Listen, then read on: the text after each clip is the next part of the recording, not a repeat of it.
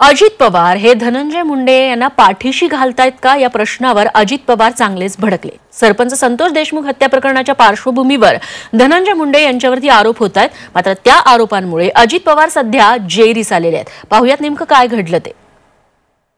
आरोप झाले त्यावेळेस त्या नेत्यांनी मंत्र्यांनी राजीनामा देऊन बाजूला झाले, चौकशीला सामोरे गेले। तुम्ही त्यांना पाठीशी राहतात असं वाटत नाही? चौकशीला सामोरे गेलं, तुझी चौकशी केव्हा होईल? तुझं नाव आलं तर होईल ना। तुझं जर नाव नसेल तर चौकशी बळबळ तुझी करतील का रे? काय तुम्ही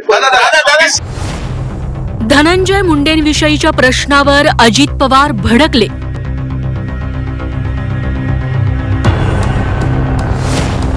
अजित पवारांनी पत्रकारालाच धरलं धारेवर। अजित पवार मुंडेंना पाठीशी घालतायत का?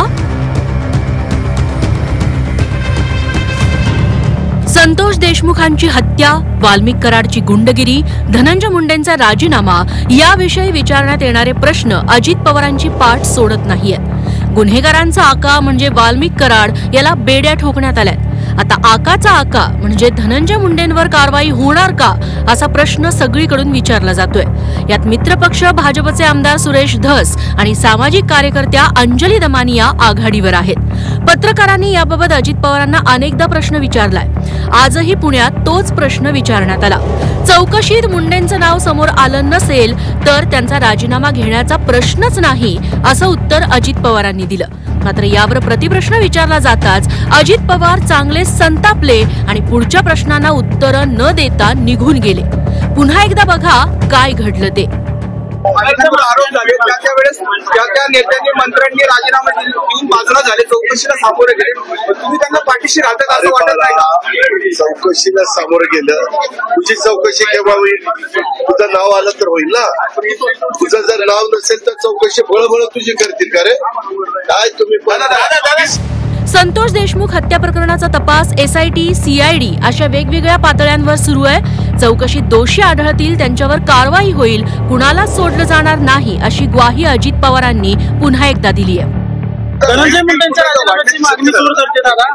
त्या संदर्भामध्ये कितीदा तेच सांगायचं, जे कोणी त्या एकंदरीत चौकशीमध्ये दोषी असेल त्या सगळ्यांवर कारवाई।